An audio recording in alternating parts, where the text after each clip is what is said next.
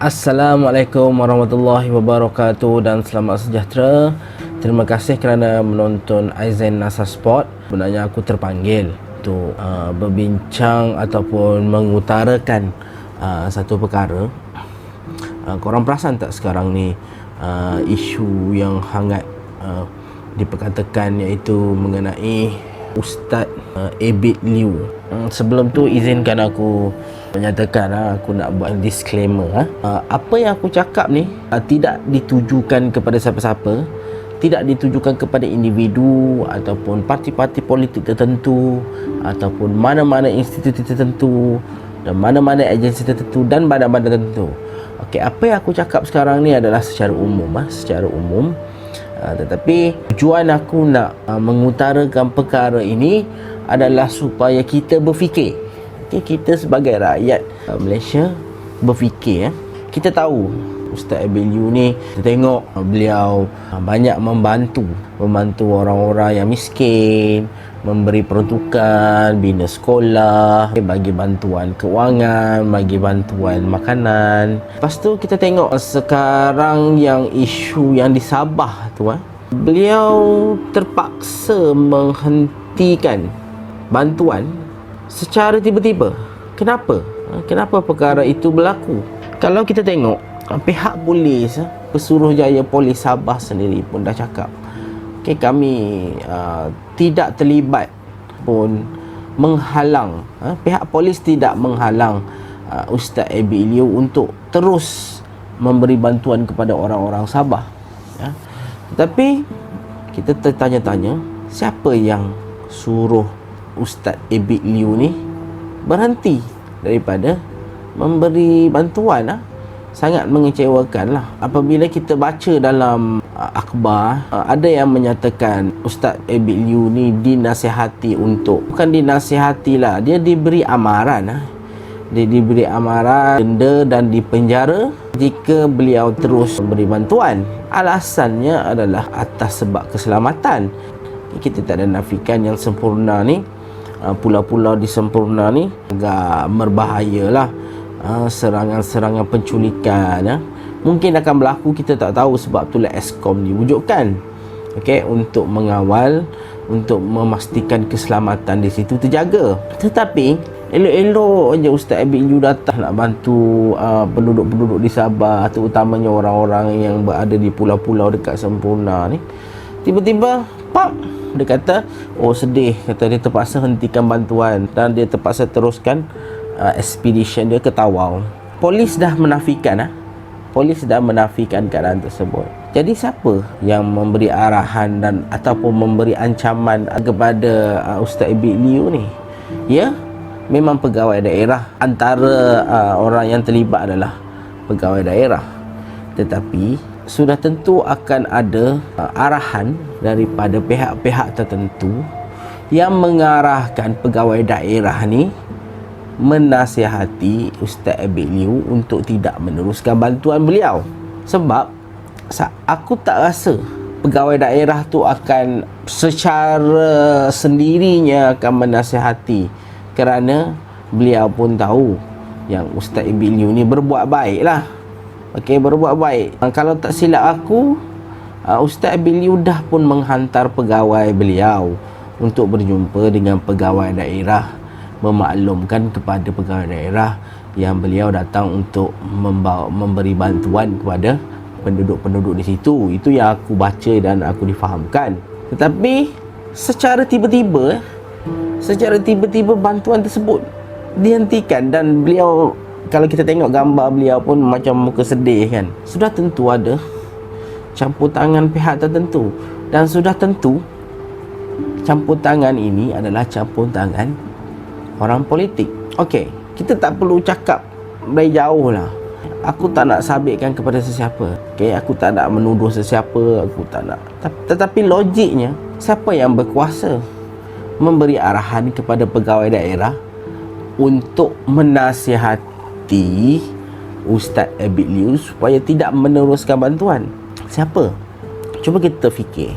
Mungkin dia ada arahan daripada orang yang lebih tinggi di atas sana. Dia tak nak bagi tahu sendiri, Mungkin sebab kalau dia bagi tahu sendiri, nanti image dia akan tercalar. Sebab Ustaz Abid Liu ni, dia bukan orang politik. Dia banyak, memang orang satu Malaysia kenal Ustaz Abid Liu, membantu orang susah, bukan setakat di Semenanjung, tetapi beliau sanggup terbang ke Sabah. Jadi secara logiknya, kalau kita belajar hierarki pentadbiran pun, siapa yang boleh bagi arahan kepada pegawai daerah ni? Mesti orang atas. Dan semestinya arahan yang drastik ni, dia akan datang daripada ahli politik punya, yang berasa terancam.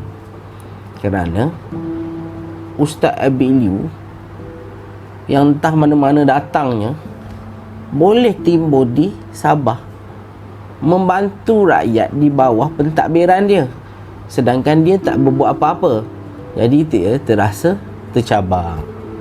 Korang fikirlah, itu yang aku rasa lah berdasarkan pembacaan aku. Kenapa di tempat lain Ustaz Abid Liu tak ada masalah? Kenapa hanya di Sempurna sahaja? Kenapa apabila beliau bergerak ke tempat lain tiada halangan? Even masa dia pergi dekat Sempurna tu pun, polis pun escort sekali. Maknanya polis tak ada halangan.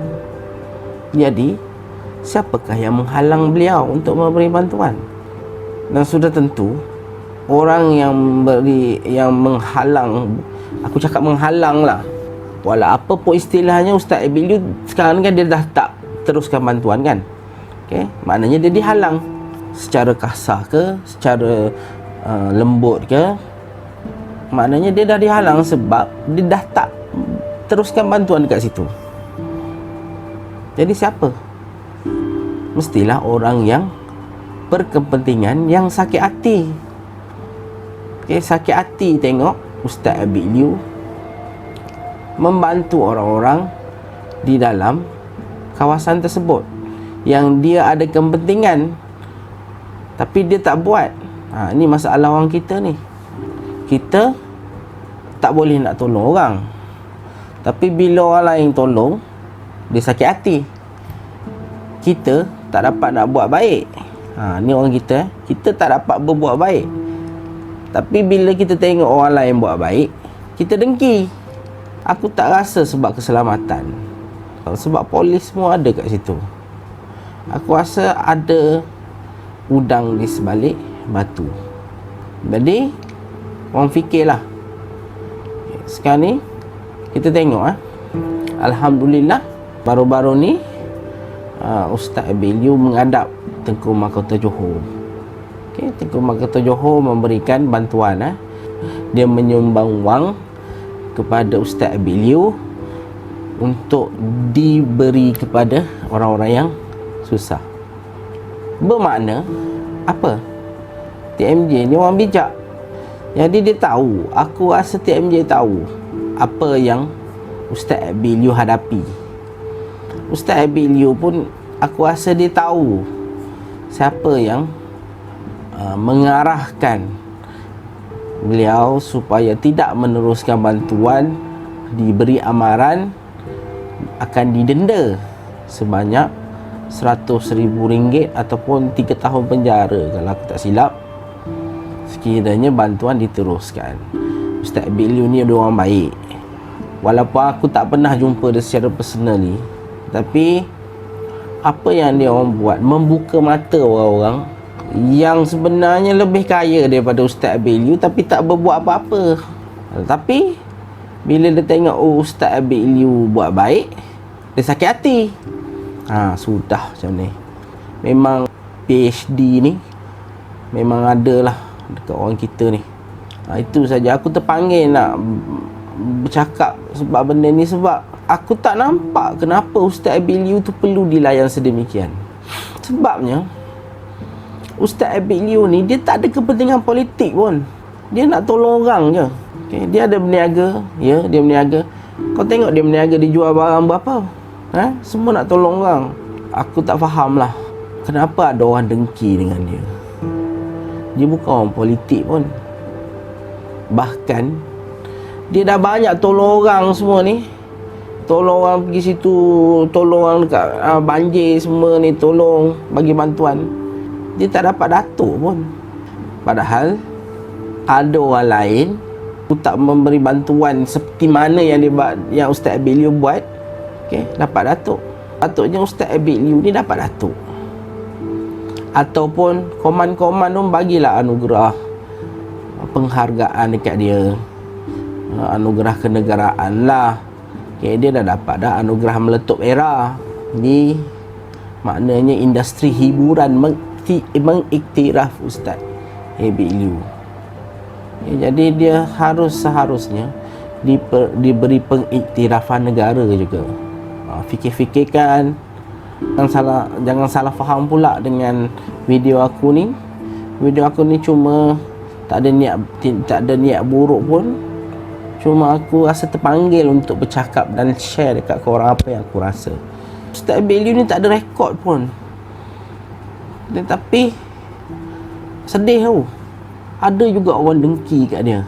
Walau apa jua alasan pun, Ustaz Abid Liu sepatutnya tak perlu dihalang daripada memberi bantuan.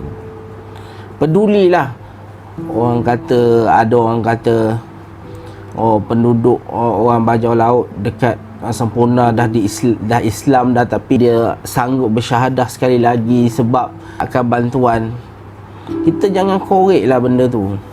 Ustaz Abid Liu nak tolong, jadi kita buka jalan je lah, tak payah nak menyusahkan.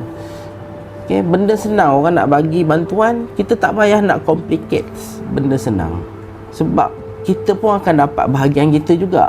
Maksud aku pahala tu, kita membenarkan orang buat baik kat kawasan kita. Setakat itu saja daripada video aku untuk kali ini. Terima kasih kerana menonton. Kalau korang suka video aku, please like, please subscribe, please comment, please share, dan please ketik butang loceng untuk mendapat notification video terkini daripada aku. Setakat ini saja. Terima kasih.